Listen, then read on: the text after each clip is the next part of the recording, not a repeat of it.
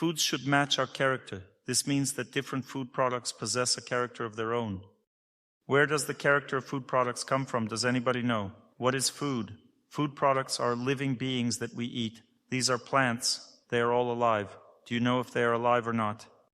They are living plants. We don't eat anything that's not alive, right? The only exception is table salt. Salt is not alive, but everything else is. So all plants are alive and have a character of their own. All plants are divided into 3 large groups. Some plants are in pure goodness, others are in passion, and the third group is in degradation. Plants in degradation can harm health or may heal in microdoses. In small doses they can heal. Plants in passion harm some individuals or promote recovery in others. Plants in pure goodness are generally suitable for many. They are generally suitable for most people. Plants in pure goodness are suitable regardless of where the plant grows. There is a belief that you should only eat what grows locally, right? Who thinks that? Raise your hand. If you follow this strictly, you would need to eat, I can hardly say what, probably air. What vegetables? Tomatoes don't grow in this area. No, they don't grow in this area. They were brought in. No, they were brought here. They didn't grow here before. They were imported just like potatoes were imported. All of this was brought in. Many products were. You can eat horseradish, right? So just eat horseradish then. You have a problem, ladies and gentlemen, with eating. If you eat like this is not a viable idea. This is due to the fact that people who came up with this simply don't know. While it is true that you should eat what grows locally, there are products that are in pure goodness, and these are suitable for everyone. Products that are in pure goodness are suitable for everyone. Just like if a black person is beautiful, they are beautiful for everyone. Or if a Russian person is beautiful, proper facial features mean that a person is in pure goodness. A person can be in pure goodness if they have the right heart, then they will be good for everyone. Similarly, plants also have their own character. If a plant is in pure goodness, it means it will be good for you. A person can change their character, but a plant cannot. This is the difference. Therefore, we should focus on studying what character the plants have. This character can be somehow determined and classified, and you will no longer have problems, what to eat, what not to eat. In any case, you will still have to test everything and smell it. Now we will talk about which products possess what qualities, which are in pure goodness, which are in passion, and which are in degradation. Then you will know everything. Plants in pure goodness are suitable for everyone. Plants in passion may sometimes be eaten when not harvested locally. Such plants are suitable for some people, but not for others. Plants in degradation can only be eaten by those who live in this area. That is, local plants that are in degradation can be eaten by natives of their area of growth. For example, horseradish can be consumed by locals, but is not suitable for those from other regions, because this plant is in degradation. So, who doesn't understand what it means that plants have character? Does everyone understand what having character means? Character means that the plants have their unique qualities as they grow. You understand? For instance, the birch is humble and calm. It can grow next to any other tree. It can even grow from another tree and it won't interfere with it. 2 trees can grow side by side. The oak has a strong, active, and assertive character. The oak doesn't let anyone close to it. Nothing can grow next to an oak. The red rowan has a very active, tense character. If you plant a red rowan in your garden, all other plants next to it will wither, because it has a very strong, assertive character. The apple tree has a soft, calm character. Something might interfere with it, but it doesn't interfere with any other plant. The plum tree also has a calm character. As you see, plants have very different characters, and they grow differently. Depending on their character, when we consume plants as food, they also change our character. Why does one person like something while other doesn't? Who can explain this? The answer lies in the match or mismatch of character. What is character? Character depends on the soul. The soul initially has a distinct character. The soul is eternal. It never dies and it never ages. We talked about this with you. But the body in which the soul resides ages. The soul gives character to the body. Depending on the character of the soul, our body has a certain character. That is, our soul is covered with a certain force of actions. Our past actions create a veil around the soul. We already know that there are subtle energy bodies. We talked about this in previous lectures. There is a physical body. Around the soul, there is a body of the mind, which is befouled by our negative past actions. This veil of bad actions which befoul our mind changes our character. That is, character can change somewhat depending on our actions, you understand? Our character is burdened by the influence of our bad past actions. This influence comes through planets, through surrounding people, and through the nature in which we are born and live. Thus, when we are born in a certain place, we are immediately influenced by the planets that we deserve, according to our fate, according to our bad or good actions. We are influenced by the people around us and the area in which we live. This influence changes our character. But in general, the soul always has the same character. It never changes. If a person becomes absolutely pure, then all their original natural qualities are revealed. The purer a person is, the more sinless they are, and the better they understand what they should do in this life, their true purpose, how they should live correctly, what they should and should not do. Likewise, they understand what they should eat and what they shouldn't, because certain plants resonate with their character, while others do not. Therefore, we should analyze food in exactly this way, recognizing that some food products will contribute to the development of our good character because they suit us. Do you know why a person eats? Why do people eat? Why do we want to eat? Is it just for energy? In this case, we could just eat sugar. It has a lot of energy. Why don't we eat only sugar? We crave foods that offer all the elements. Now we're discussing nutrition and the supply of all the elements and calories. Then suddenly we desire a pancake. This puts an end to the discussion about all the elements. There's bread which has all the elements, but I don't want bread, I want a pancake. Why specifically a pancake and not bread? Because it's tastier, that's why. That's it. But doctors don't think about this. They are concerned about calorie count. A person says, I like pancakes and I'm not interested in calories. The doctor might suggest eating a certain product because it's filling, but the person insists, no, I want an apple. I don't want something filling, I want an apple and that's it. I don't want to eat anything else, just an apple. Why this specific craving? Because people don't eat just for calories. Most people even have extra spare calories, yet we still feel the urge to eat, right? Why do we want to eat if we have all the calories we need? You can go a week without eating, but the body still demands food. The body doesn't demand food, it has reserves for a year. We're replenishing subtle energy, that's right. We have a subtle energy body that wants to eat. We need to understand this because this distinction is crucial. Some people say, I lack vitamins, that's why my stomach is growling. The stomach growls not because of lack of vitamins, but because life is stressful and tense. It's because we clash with people around us. We don't want to help others, only ourselves. We defend our interests from everyone and protect ourselves from everyone. Because of this, our subtle energy body becomes depleted, and we start feeling tired and unwell. We start to feel that something is missing, that we crave something, right? But what exactly paths we don't know. This is the subtle energy body. Our nature has a characteristic. When we engage in some activity, we bring in a certain amount of selfishness into it. For instance, we treat everyone kindly, but we're greedy. We're good, nice people, but when it comes to something that's ours, we become greedy. This greed depletes a certain type of strength within us. For example, the part of our subtle energy body connected to kindness won't be depleted. But the part of the subtle energy body connected to greed will be depleted. You understand? That is, different aspects of the subtle energy body are connected to different character traits, and some will be depleted while others won't, depending on our qualities. If we're ideal good people with absolutely pure character, we require very little food, perhaps just a few grains a day to maintain the body, and there's almost no waste. This is possible if a person wishes happiness for everyone and their consciousness is very honest, kind and loving, that is, their mind is very pure above all befoulment, and the person lacks the desire to grab more for themselves. There's none of that. There's a desire to treat everyone well and live for others. The state of the soul is very pure and bright. Such a person lives for God, thinks about God, and possesses the most sublime qualities. Such a person needs to eat very little. For example, in India, there are saints who don't need to eat at all. They survive solely on air. They just breathe air, and that's their food. It is hard to believe, isn't it? There are such saints, very few, literally a handful of people. It's a great rarity. There exist people who eat very little, literally a bit, a tiny pinch for the whole day. We must understand that a person eats a lot or a little not solely due to a lack of microelements in the body. It correlates with how strongly or weakly they expend their subtle energy body. This subtle energy body can exist in 3 states. These 3 states are pure goodness, passion, and degradation. When a person is in degradation, their subtle energy body is in degradation, and they want to replenish the subtle energy body with foods that are in degradation. They replenish with such foods and develop a stereotype that this is very tasty. Why does it become tasty to them? Because they are saturating their subtle energy body.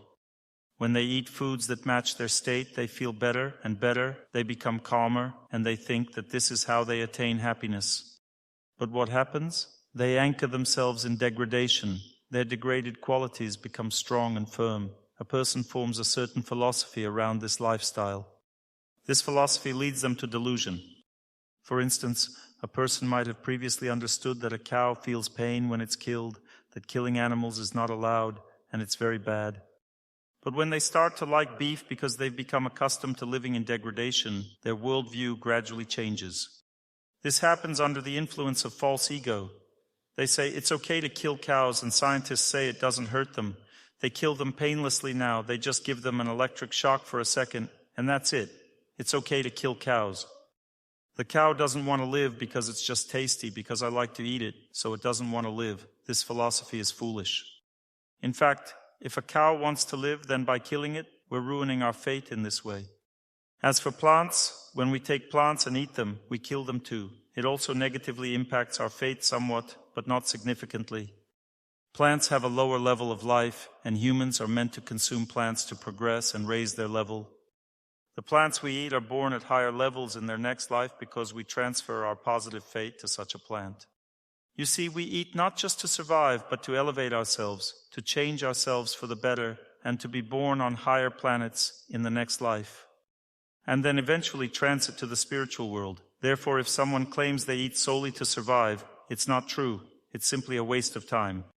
We should strive to become better each day, then our life will not pass in vain. This is why we were born in a human body here. That's why we need to know which foods contribute to improving our character traits. For this, we will explore the science of foods that are in pure goodness.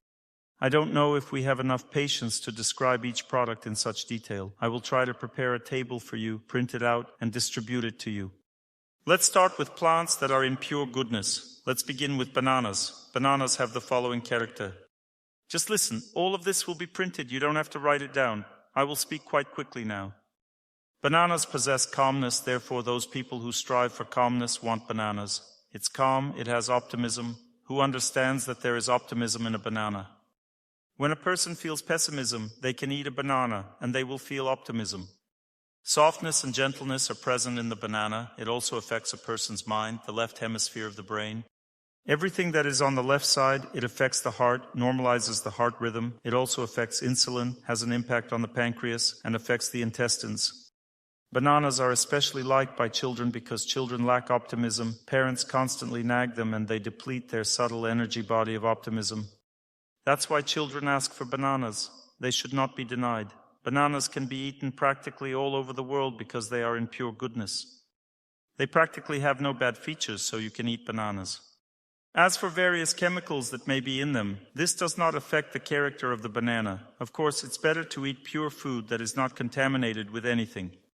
Apple, it gives qualities of joy, honesty, calmness, affects the right side of the body, has an anti-inflammatory effect, affects the liver, small intestine, and joints. You can treat organs with apples. Grapes are also in pure goodness. They give the power of love, tenderness, calmness, and affect the left hemisphere of the brain, which is associated with our thoughts and our actions. It affects the middle part of the body, the middle line, so it treats the blood vessels of the brain, heart, pancreas, stomach, intestines, and reproductive organs. Blackcurrant gives the quality of kindness, optimism, calmness, tenderness, affects the right hemisphere, affects a person's will. It normalizes cerebral blood circulation, bile-secreting functions of the liver, relieves tension in the blood vessels, lungs, and intestines. Raspberry is in pure goodness. Character qualities are optimism, joy, happiness, energy. It affects the central meridian, relieves tension in the nervous system, affects the bronchi, stomach, intestines. Sea buckthorn is also in pure goodness. Character qualities, kindness, tenderness, calmness, love, warmth. It affects the left hemisphere, influences a person's thoughts, relieves tension in the blood vessels of the brain, heart, pancreas, intestines, left leg, left arm. Rosehip is in pure goodness. It possesses calmness. If there's no calmness, you can drink rosehip tea and you'll have calmness. It possesses tenderness. If you lack tenderness, you can drink rosehip tea. It also gives strength and love. It affects the left hemisphere and the central meridian, that means our actions. It stabilizes nervous activity in the brain. It affects the thyroid gland, heart, intestines, and has an anti-inflammatory effect. Melon is also in pure goodness. It possesses tenderness, honesty, activity, simplicity, and gives the ability to love. It affects the right side of the body, our willpower, affects the right hemisphere, and all organs located on the right side, and thus it helps to clean the lungs, liver, right hemisphere of the brain, intestines, joints. Wheat possesses the quality of pure goodness. Wheat belongs to grains, therefore it affects the subtle energy body of the mind.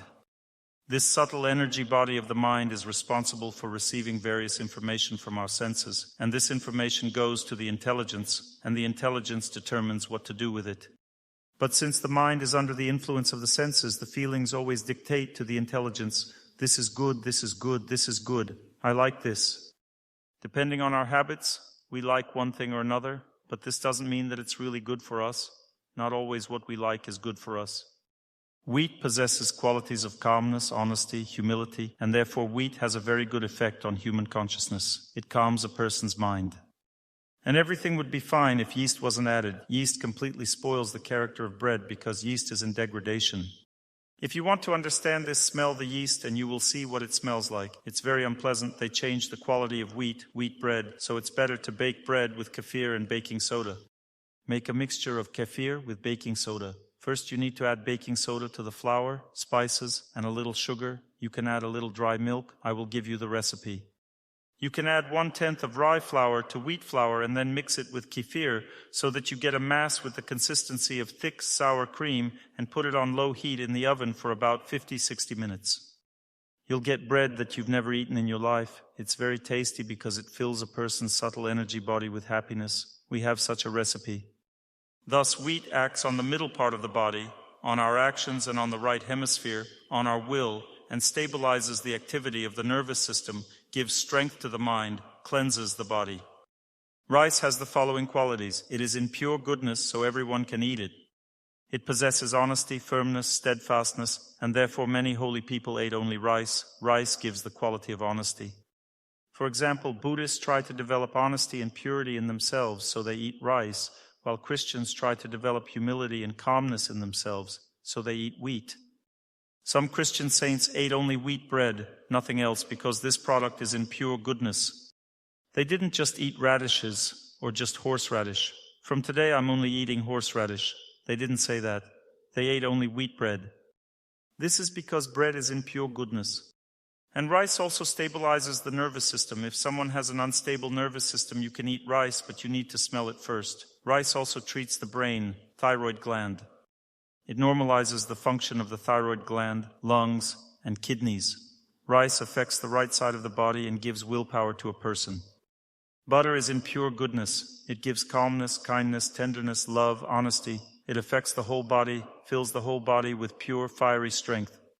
We have talked about 5 different food products and their various effects on the body. And in ancient times, it was believed that having 1 cow was enough to stay healthy. Nothing else was needed. So cow manure cleanses a person from bad, subtle energies. It cools very strongly. And if due to anger, passion, or greed, we have some fire flaring up in our stomach or in another part of the body, we get heartburn from this bad fire. If you apply a little bit of cow manure on your hands and feet, forearm and shin areas, it instantly removes all of this, instantly. A person simply feels the heartburn is gone. It immediately removes all inflammatory processes. Therefore, there's no need to take anti-inflammatory pills. It's enough to apply a small, very small amount of cow manure. You can even apply it dry. It doesn't smell at all. It only smells fresh, and that's it. Cow urine cleanses the entire body from all kinds of chemical toxins. It's the best cleansing substance that exists. Butter gives pure fire to the body. What is fire? It's the power of joy, the power of happiness. That's fire, and it gives this power. Therefore, everyone must eat butter, and it's much better than all other oils. Moreover, you should only cook with butter. You shouldn't cook with other oils, especially vegetable oil, because it breaks down and negatively affects the liver. Some oils negatively affect the kidneys. Therefore, you can add fresh vegetable oil after cooking. You can cook with butter, and if you want some vegetable oil, add it at the end of cooking. Don't cook with vegetable oil. This way you'll ensure that your liver doesn't suffer. You should only cook with butter. And you shouldn't use the same butter many times for frying. That means if you've used this butter for frying once, it's done, you can't use it anymore. If you're constantly feeling cold, and you feel pain in your joints, spine, some kind of trouble in the intestines, inflammatory processes throughout the body, in the throat, then in winter before going to bed, you should apply 1/4 of a teaspoon of clarified butter onto your hands and feet. Just apply it each time before going to bed and then go to sleep. If you do this, these pains will go away very quickly. You will feel warmth in your body. Who has done this? Raise your hand. Did you feel it or not? You felt it. All the others will feel it too. To treat joints, you don't need to swallow handfuls of pills. It's enough to simply apply butter to your hands and feet. How does it work? The body gets filled with fiery strength, and joints suffer precisely due to the lack of this energy. Clarified butter. You can also use butter, but clarified butter is better. It has more power. It's stronger. You need very little of it. If you take it internally, you could eat a ton of it and your joints won't get better. But if applied externally, 1/4 of a teaspoon is enough, can you imagine? External actions are much stronger than internal ones. Why is that? Do you know why? Because when you apply it to the skin, as we discussed in the previous lecture, it's connected to a person's life air, and the movement of our life air changes immediately. When you apply it to the skin, instantly it becomes warmer. Why does it get warmer when nothing has been absorbed yet? If it's absorbed only into the skin, why does the whole body feel warm? Who can explain? Because butter immediately affects the subtle energy body. It warms the subtle energy body. Cow manure cools the subtle energy body. That's why you feel cold from it so quickly, immediately, instantly. As soon as you apply it, you feel cold right away. Cow's milk is the most beneficial product on earth that exists. Cow's milk should be drunk in the evening or early in the morning before 7 a.m. Hot milk with sugar is best in small amounts before going to bed. What does this give? It gives a person an increase in the power of intelligence. The body of intelligence grows. Do you know that we have a body of intelligence? As in one saying, the first was a smart fellow, the middle one was so-so, the third was a complete fool. But for some reason, in Russian tales, the fool means the most intelligent. It's explained further in the fairy tale. Well, generally it means that there's little intelligence. The body of intelligence determines how we will live, good or bad. It is believed that the most intelligent person thinks about 2 things. Which ones? The first thing, who am I? Where did I come from? Who knows who they are? A soul, that's correct. Have you realized this? If you have realized this, it means you don't want anything material. Because a person who realizes their spiritual nature becomes completely filled with the power of happiness, they don't want anything material. So take off your sweaters now, we'll check how much you've realized.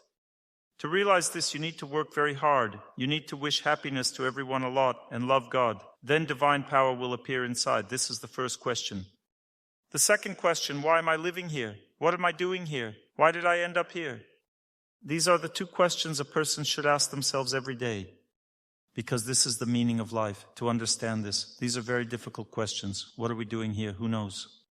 We're improving ourselves. Yes, if someone asks you what the chicken is doing on your plate when you're eating, you can say, it's improving itself. Because that's actually true, because the chicken you eat will be born as a human, and the one who eats chicken has a high probability of being born as a chicken. An exchange will occur. So if someone asks you what the chicken is doing on your plate, you can confidently say it's improving itself there. This will be 100% true. But what you're doing here, that's another question. Yes, the chicken is purified through contact with humans. So cow's milk gives purity, calmness, peace. It acts everywhere. It purifies consciousness. So dairy cream is also in pure goodness. It gives tenderness, kindness, and calmness. It influences the whole body, purifies consciousness, and gives pure fire to the body. So dairy cream both gives fire and purifies consciousness. Honey is in pure goodness. There are different types of honey. Depending on the type of honey, various qualities from plants are transferred to it. Sweet clover honey is the best for immunity. To give calmness to the body and relieve tension in the nervous system, linden honey is the best. To give activity to the whole body and improve hormonal functions, flower honey is best. Buckwheat honey treats joints, spine, liver. It affects stability. It stabilizes a person. Corn honey has the qualities of corn. Corn has pure goodness mixed with passion.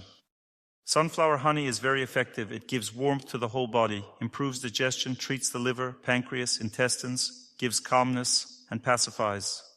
So honey gives love, happiness, joy, activity, strength. It affects the whole body, normalizes metabolism in the body, activates protective processes. You can eat as much honey as you like. You just need to eat it in the morning and evening with milk. Sweets can only be eaten in the morning before 9 o'clock. During the day, you shouldn't eat sweets. You can also eat a little with milk at night. Anise is a spice that is in pure goodness. This means that almost everyone can eat it. It gives honesty, activity, optimism, strength, and resilience. It is one of the most optimistic spices. Sometimes people are in depression. Anise relieves depression. It affects the central meridian, our actions, the center of the body, the right hemisphere, our willpower. It treats chronic diseases associated with tension and depressive states, asthma, cerebral circulation disorders, stomach acidity, spine, bladder, urethra. Vanillin is in pure goodness. It gives resilience, activity, happiness, calmness. It affects the central part of the body. It removes unnecessary fire so it cools. It removes tension from organs. It is located under the central meridian. It strongly reduces blood pressure. Therefore, if someone has low blood pressure, they shouldn't eat vanillin. For those with high blood pressure, it will lower it. It also improves heart rhythm. Green cardamom. Do you know about green cardamom? It's such a spice. It gives tenderness, optimism, love, and calmness. It affects the left side of the body and has a very good influence on thoughts. It is in pure goodness and it purifies a person's thoughts. They become more pure. It relieves tension, improves blood circulation, and optimizes work. You know, when a person works, they think a lot. And you need to think well during work, otherwise you will get sick. Mainly all diseases arise due to the way we work, in what state of mind we work. If a person works in a state of happiness, they don't get sick all their life, and their life is filled with joy. Who knows when a person works in a state of happiness? When they do their work not for money, but to create. They do it for people. They want to do something nice for people, and they work for that. If a person works for money, then what happens? They already forget that it's pleasant for them to do it. They need to do it faster and more. They no longer need it to be pleasant. And then their mind becomes befouled and they are in a state of tension. And through this, many diseases come. Therefore, if a person does their work with love, what they do is filled with the power of love. And it becomes necessary for everyone. Everyone likes this thing because it has the subtle energy of love. And such a person will never lose their job. Everyone likes how they work, and everyone wants to keep them. No one wants to fire such a person. And the one who does it for money fills their work with nothing but restlessness and their own tension. And in their activities, the power of restlessness, tension, despair, fears, and so on spreads around them, and everyone dislikes this person. They cause problems for everyone. They want to fire them and find someone else who loves their work. Therefore, we need to be serious in this regard. We need to understand why we work.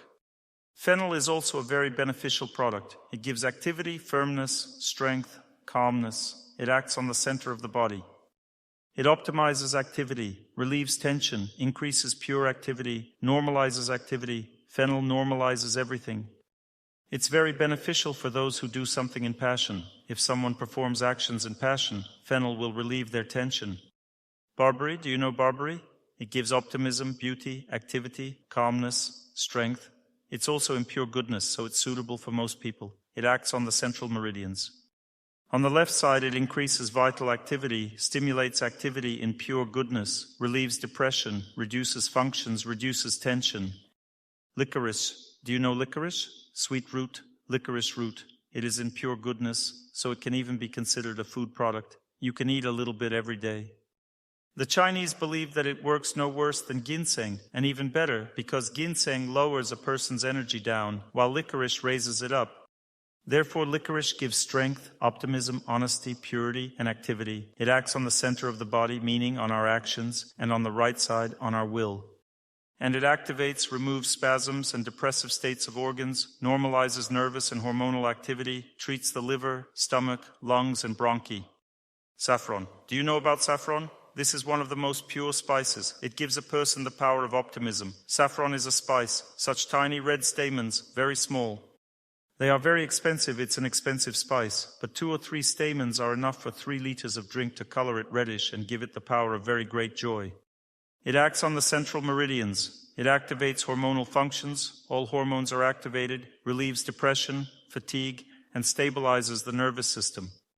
Date is in pure goodness. It gives optimism, activity, calmness, strength, resilience. Do you know that dates raise a person's energy upwards and contribute to longevity? A person who eats dates prolongs their lifespan, and Tibetan doctors often use date pits to give life force to a person. It acts on the central meridian. All energy rises upwards due to dates. It increases strength, power, normalizing the function of the nervous system and the activity of various organs. Golden root is in pure goodness. It gives strength, resilience, optimism, beauty, activity, endurance, calmness. It acts on the left side and on the center of the body.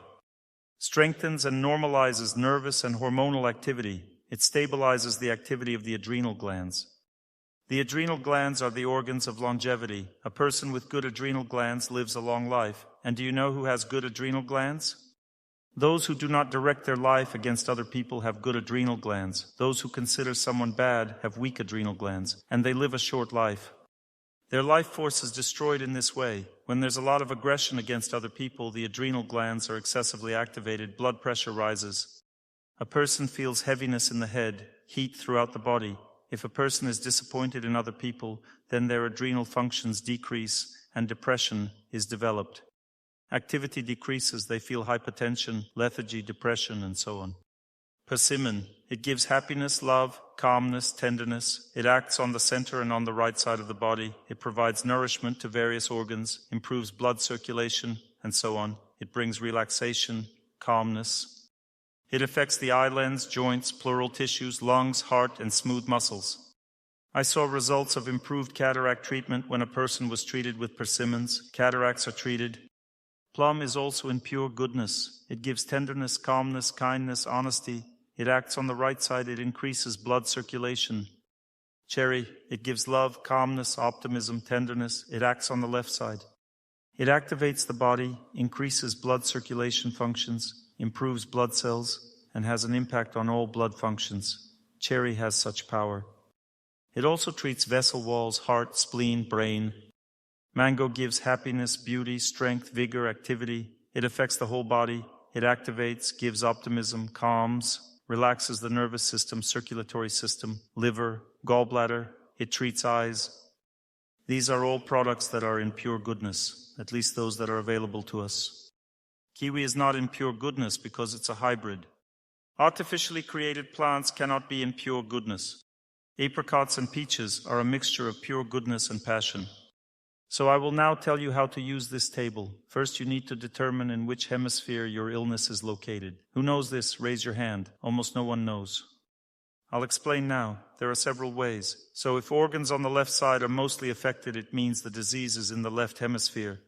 If organs on the right side are mostly affected, it means the disease is in the right hemisphere. If it's in the center, that means the spine, stomach, intestines in the center, larynx, nose. This means it's the central zone. Those who think poorly have pain on the left side. On the right side, diseases are related to our will, our bad decisions. Diseases in the center are related to our actions. If the diseases are on the right, and you want to treat them with plants that affect the left side, then the probability to cure them is not very high. You need to choose plants that have the qualities you lack. When does a person treat themselves with products in pure goodness? When they want to develop qualities of pure goodness. There are different types of treatment. There is treatment in pure goodness, in passion, and in degradation. A person who treats themselves in pure goodness treats themselves through cleansing. This means that one must follow a proper diet, must follow a proper sleep schedule, work and rest routine. Then a person transitions into pure goodness, and their whole life, their existence improves. They become happy, beautiful, healthy, wealthy, and everything else. If a person transitions into a state of pure goodness, they are loved by everyone, they are dear to everyone, and everyone is dear to them. There are no problems, but to treat oneself in pure goodness, one needs to use more products of pure goodness in their diet. There is also treatment in passion. Products that are in passion sometimes help faster, but they don't change character qualities and don't affect the deep cause of the disease. Treatment in passion is sometimes needed when there's an urgent need to relieve something, to remove some disease quickly. And products that are in degradation, if they suit you, they heal very quickly. They're mainly anti-inflammatory. That means they remove inflammation in the body. But if they don't suit you, and you're told they do, then they're actually harming you.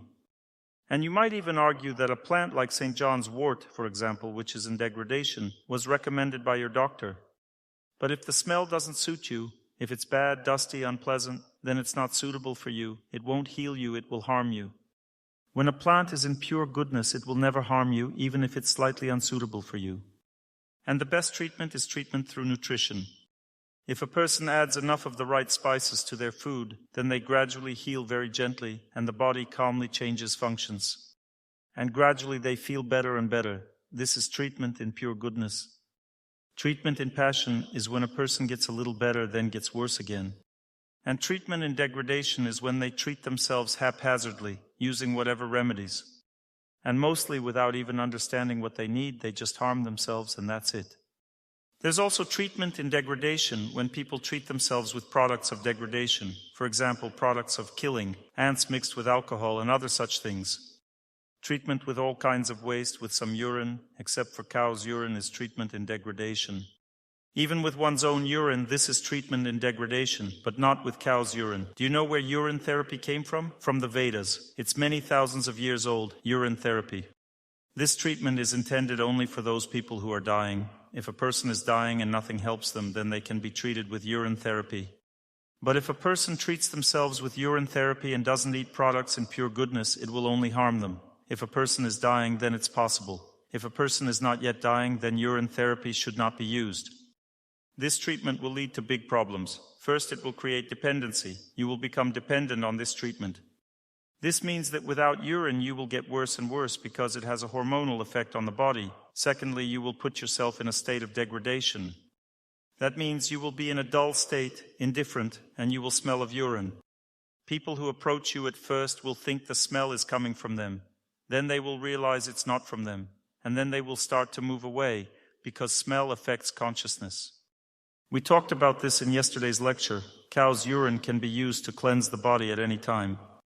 Thus, urine therapy is dangerous precisely because when a person treats themselves with it, they become accustomed, addiction develops, the person enters into degradation due to such treatment, they develop bad habits, and their character deteriorates.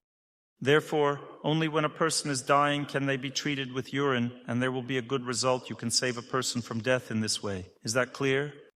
If you start with microdoses as it's described, follow the scheme correctly and so on, then it's fine, no problems. Everything should be used as intended. For example, separate nutrition is intended for those who are dying. It's not intended for healthy people. Those who are healthy and eat according to food combining methods, what do they develop in themselves? They develop emotional dryness, depression. And in general, nutrition is intended for the subtle energy body. And our subtle energy body lives colorfully, meaning various character qualities are actively working in us. When we eat only one plant, we are affected only in one direction, and thus the subtle energy body is nourished only from one direction first, then from the second, then from the third. As a result, we develop a kind of internal one-sidedness. That means the character becomes a little less colorful. I've noticed that people who eat like this are a bit less colorful, there's less joy. They say, well, you need to eat correctly, you need to have separate nutrition. But do you want to eat non-separate meals? For example, when you're cooking something tasty, do you want to mix everything together? Of course you do, but it's harmful. So you should understand that it's harmful only when the mixture is not in pure goodness. If you've mixed everything in pure goodness, then this mixture gives health, happiness, and beauty. Is that clear? Separate nutrition doesn't give beauty because hormonal functions wither. Hormonal functions give beauty. Separate nutrition gives paleness to the face. Therefore, don't use the separate food diet if you're not dying.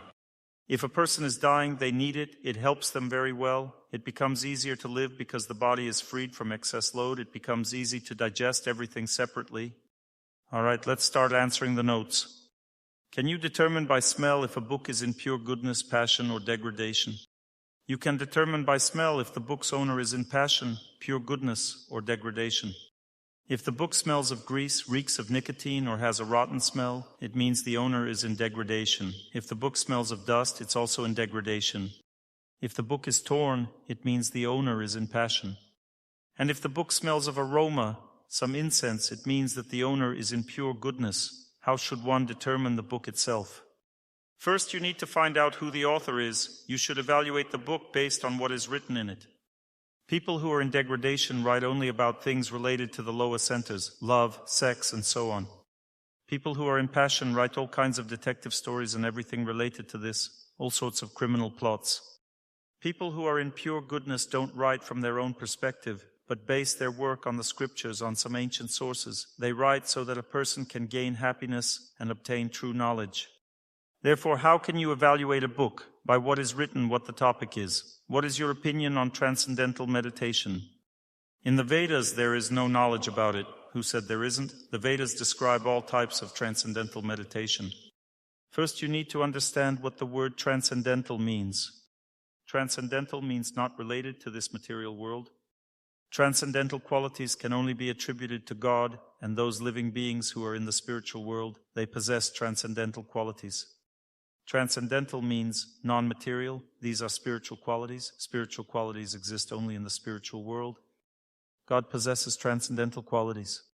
He possesses transcendental beauty, transcendental knowledge, transcendental abstention, transcendental glory, transcendental power. God possesses transcendental qualities. One can meditate on God's qualities, then it will be transcendental meditation. If you're just meditating on your navel, that's not yet transcendental meditation. Transcendental meditation means that there is some mantra. It should always be connected with the qualities of God or with God Himself.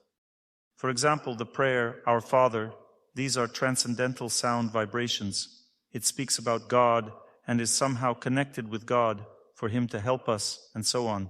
This is related to the qualities of God. There are also transcendental meditations connected with the name of God. When people chant the holy name of God, a direct contact with God is established.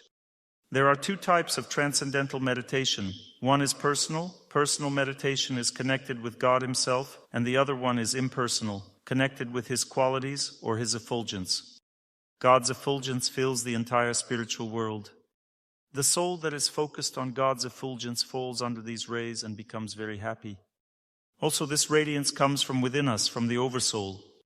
When a person can tune into this light, they can practice transcendental meditation. Such a person remains in a state of happiness, but it's very difficult to tune into this light. Only a sinless person can do this.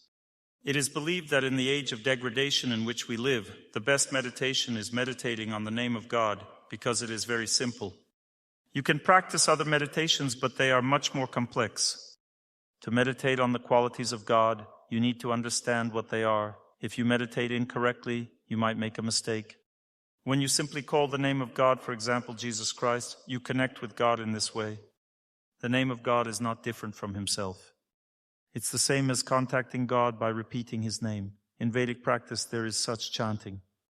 A person sits down and attentively repeats Krishna, Krishna, Rama, Rama, or other names of God, Vasudeva. There is such a name of God, and so on. There are very many names of God, as many as there are births of God, and there are very many births. According to the Vedas, God has as many births as there are waves in the ocean. Each birth has its own purpose, its own mission, and its own name. In our era, there aren't as many births. You can study everything according to the Vedas. When a person repeats the name of God, they purify their entire existence, and this is called transcendental meditation. You don't have to repeat anything. You can repeat the sacred sound Om. Do you know the sacred sound Om? When a person repeats it incorrectly, there's almost no effect. But when a person repeats it correctly, they purify themselves and enter the spiritual world. To repeat the sacred sound Om correctly, you need to be very intelligent. But to repeat the holy name of God, you don't need to be very intelligent, because God responds. You can call your son good, kind, beautiful, mine. He won't always respond. But when you call him Peter, he will respond immediately. There is a name for this purpose. When a person repeats someone's name, they undoubtedly make contact faster than when mentioning some qualities. What kind of meditation did the Vedas teach? The Vedas taught all types of meditation. The Vedas taught all types of meditation that exist. When a person says the name of the city Omsk, they pronounce the sacred syllable Om, which is auspicious. It's auspicious to pronounce Om. I haven't practiced it. I don't know. Good question. If I knew, I could just concentrate now, say it, and through sound vibration, it would deeply enter your ears. Since this is already connected with intelligence, a person would acquire spiritual knowledge. That's how a mantra is transmitted. Do you know how a mantra is transmitted? A person who possesses power, knows what a mantra is, has power and is absolutely pure, pronounces it to another person. This power enters their ear, and then they know how to pronounce the mantra correctly, but they still can't pronounce the mantra correctly because they haven't purified themselves. They constantly practice like a pianist plays the piano and gradually attain this power. With the help of a mantra, you can do everything. All actions that exist in this universe, the movement of all planets, are carried out with the help of sound. Everything that moves here moves with the help of sound. If a person knows how to do this, they can do anything they want.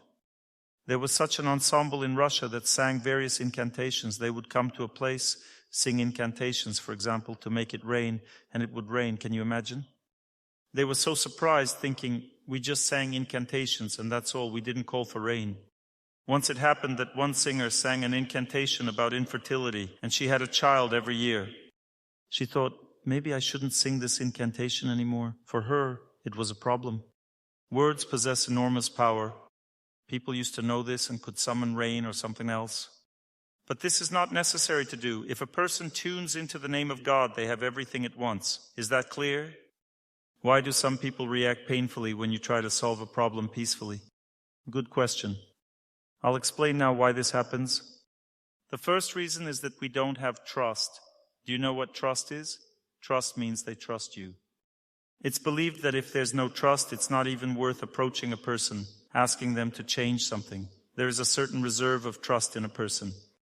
If one has exhausted the trust of another person, they should not approach them with any requests or advice. Communication is simply useless. Communication is simply useless. You can then replenish this trust reserve, say some things that would interest the person and make them feel good, or do something nice for this person. When we say something good to another person, when we do something for them selflessly, their trust in us increases. When we say something bad to them and constantly pester them with advice, if we do this not in a state of pure goodness and purity, if we do this in anger, irritability, the trust reserve decreases. If the trust reserve has decreased to a certain point, then when you start telling them something, it becomes difficult for them. It's difficult for them to listen to you. Just listening is difficult. If the trust reserve is very low, it's even hard for them to be near you. Therefore, it is believed that if you want to educate your children or communicate with each other, you should try to increase the trust reserve of the other person. For this, you need to do good deeds towards them. Every day, to every person you meet, you need to nod your head, greet everyone, help everyone. At least do this and mentally wish happiness to everyone we meet. When we wish happiness to another person, it increases the trust reserve. When a person wishes happiness to another person, it goes straight to the heart. And since the mind has a material nature, it undoubtedly reaches them and increases the trust reserve. Therefore, if you cannot communicate with your son, he doesn't listen to you, just spend half an hour a day wishing him happiness. Gradually, trust will increase and he will want to communicate with you. But if you treat him roughly and impose your opinion every day, use this trust reserve for selfish purposes instead of treating him with kindness, then undoubtedly the trust reserve will be depleted and nothing will change in your relationship. The second reason is envy. There is such a thing as envy. It's the reason why we came into this world. We envy God. That's why we don't love him. When I start talking about God, many people instinctively tense up. This happens because we envy God. And that's why we ended up here in this material world, because of envy towards God. Therefore, when people talk about God, everyone starts to tense up. It becomes unpleasant inside. This comes from envy inside. It sits in the very heart of us. We envy when another person experiences some good qualities and feelings. One talks about something good, for example, you can check that. Due to envy, many people will do this. You can get on a bus. I don't advise doing this, but you can check if there's envy or not. When you're on the bus, you can gently, very beautifully and lovingly say, I wish you all happiness. And everyone will look at you with hatred and say, are you crazy or what? They will laugh at you, get angry, swear, saying, you wish everyone happiness, but the dollar is rising, there's no bread, nothing to eat, salaries are delayed for a long time, and you're wishing everyone happiness. Everyone will be angry and swearing. If you get on the bus and swear with a triple meaning, everyone will think, interesting. Such a witty person. That's it, and everyone will be happy. Everyone will turn away from you, but in their souls they will be smiling. That's how it is. You see, the attitude around is very negative. Because of this negative attitude, the consciousness of many people is collapsing. This all comes from envy. Envy is hidden in our hearts, so we need to wish happiness to everyone silently, not out loud. You shouldn't open your heart and say, "I wish you happiness. Why are you talking to me badly?" Why do some people say that my presence calms them down, while others lose their temper? Because with some people you are connected by fate, by your good karma, and with others by your bad karma. That means some people bring us our virtuous strength from our past lives, while others bring us trials. We feel good with those who bring us virtuous strength, but this depletes our virtuous fate from the past. So if we use this for our selfish purposes, we sit down, relax, and think, "Come on, please me, I feel so good," and we smile. This means our piety gradually depletes if we use it for selfish purposes in the presence of a person who brings us joy. Our piety melts away from this. If we see that we have a good relationship with a person, and we use this relationship to do good to this person or other people, then our piety increases. People who bring us trials, meaning our bad fate, such people are becoming more and more numerous around us, because the burden of bad deeds on earth is increasing, so such people bring us trials. And when we meet, the power of our bad deeds comes from our heart, and they want to think and speak badly about us. We clash through this force with them, and they begin to get nervous towards us. And such people react badly to us, regardless of what we tell them. I was recently told some very pleasant news. One person tried this method in such a case. When aggressive people pestered him, he used to say, "I'm not better than them." He didn't lose his temper and felt absolute calmness despite being treated quite aggressively. "I'm not better" is like hitting your false ego, which flares up when someone approaches and tries to do harm. When we think that I'm not better than this person, this is better than repeating, "I wish them happiness," because we kind of pride ourselves on wishing happiness. And when our false ego increases, it will say, "Ugh, what a nasty person." We will immediately lose the desire to wish them happiness. If a person thinks that one is not better, if one is humble when the commutation is taking place, then one is in a state of peace. Nothing irritates them. It's impossible to provoke such a person because the false ego is in a humble state. The person says, "I'm not better than them. Why should I be angry? These people irritate me," which means I have the same thing in my heart that they have in their words now. If I didn't, why would they irritate me then? So, I'm not better. Then when the bad feeling leaves the heart, you can start wishing happiness to them. This way you can protect yourself from any bad influence. But if we don't withstand this trial, we acquire a bad fate. We acquire bad fate from both good contacts and bad ones, so there's no particular difference. When having good contacts, you also need to do something to avoid bad fate. When having bad contacts, you need to do something as well, so for a wise person, there's no difference whether happiness or sorrow comes. A wise person doesn't see the difference whether it's hard or easy. It's like waves. In the Vedas, it's written that it's like waves in the ocean. Good events are replaced by bad ones. It's always like that. Is there any correlation between the color of stones suitable for a person and their character traits? There is a correlation not between the color, but between the shades of colors. Because stones, shades of colors, the character of a person and stones, they can match. In general, there is a big correlation with the planets that suit a person and a stone. There is a very big correlation. We are answering the remaining notes. If you drink milk in the morning, around 7 o'clock, it still won't be digested, right? This can happen because it's winter now and milk is harder to digest in the morning due to the lack of sunlight. In winter, the power of the sun, the power of solar heat, it decreases and we don't have much happiness, so it's better to drink milk in the evening. Those who have bad sleepless nights can drink it in the morning. Milk calms the nervous system. And if breakfast is not dairy-based, but vegetable or fruit-based, it's better not to drink milk at all. How to know if the milk you drink in the morning is excessive? If it's not digested by lunchtime, it means it's excessive. Can the tongue turn white from milk by the evening? It can if you drink 2 liters. What should be the break between dinner and evening milk? There should be some break. You shouldn't wash down dinner with milk, at least 50 minutes, and between morning milk and breakfast. If breakfast is dairy-based, an hour is enough. Can one drink other beverages after evening milk, like mineral or carbonated water, juice, or is it better to drink still water or a drink with spices in pure goodness? In the evening before sleep and during night awakenings, you can have drinks in pure goodness, or you can drink milk at night. If we can eat horseradish from our area, does it mean we can eat mushrooms, onions, and garlic?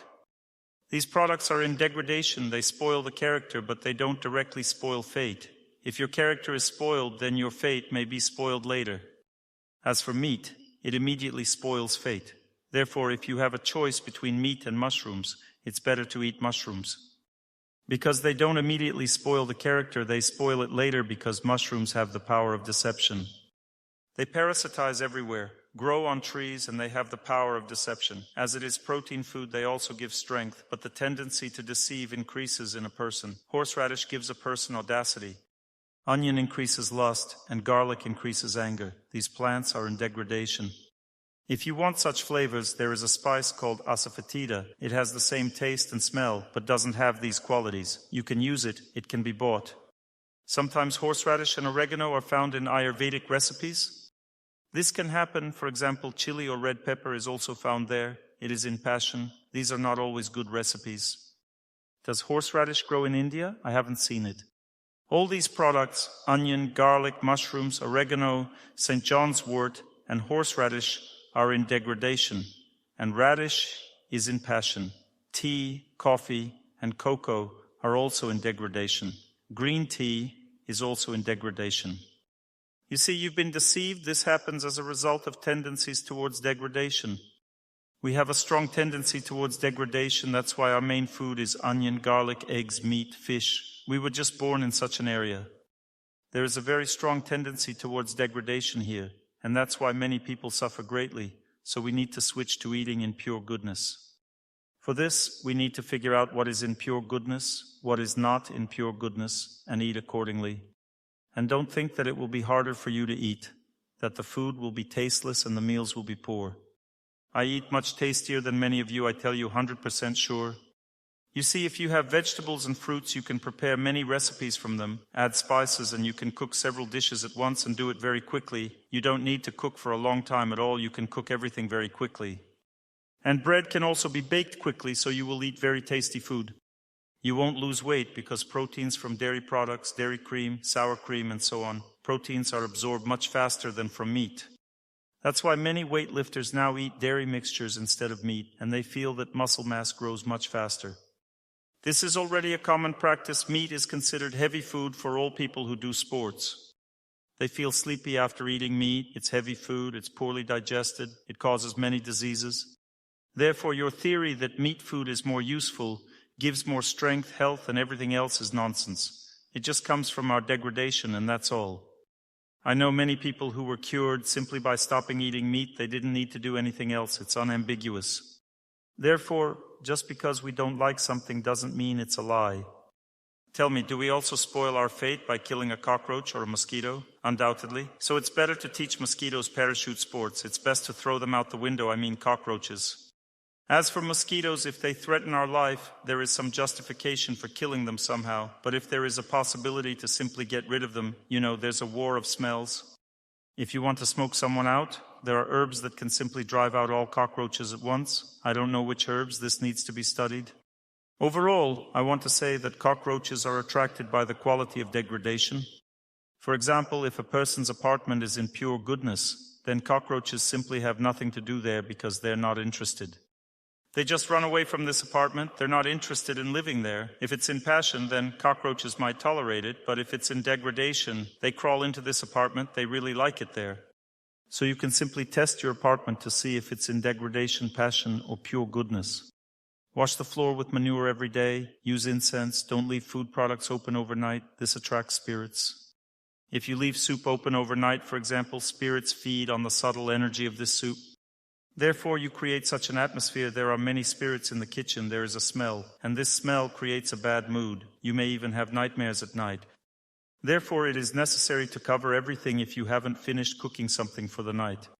In general, you shouldn't kill any living beings without reason. If they bother you, you need to somehow smoke them out so that they run away.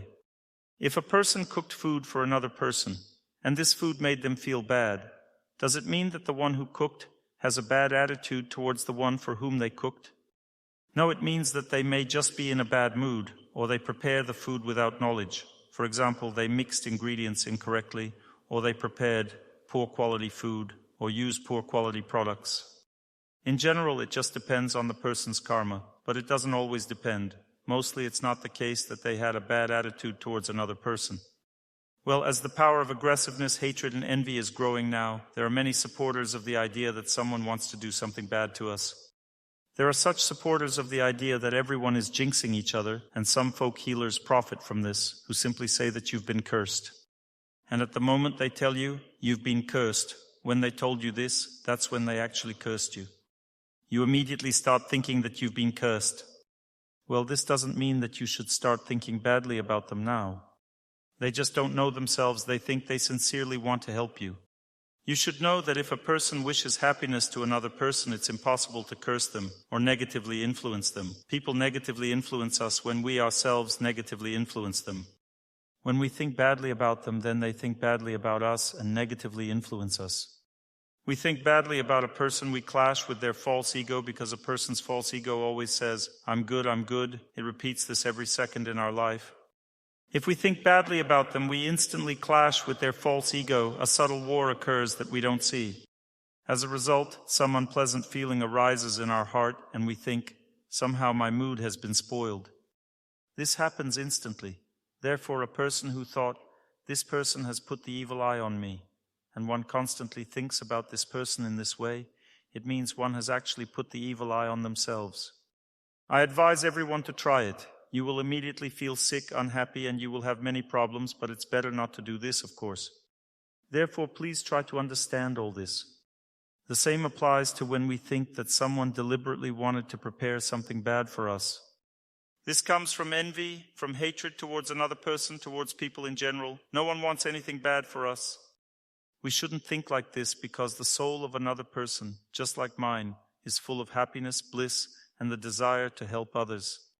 As a result of poor upbringing, we are deceived and consequently treat others badly. If a person is in degradation and is treated with products in degradation and it helps them, does it mean that the person is unhappy? Yes, one can be treated in degradation and it will help. This doesn't mean they're unhappy.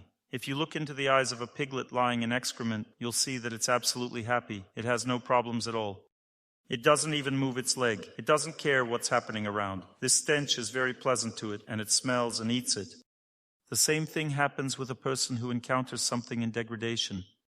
Degradation intoxicates with its power, and the person feels that everything is good, the treatment helps, but one loses the power of intelligence, one stops navigating life. And as a result, one gradually accumulates problems because one doesn't cultivate intelligence. One doesn't know how to act correctly what's bad, and one falls into this net of bad actions, and as a result severely worsens their fate.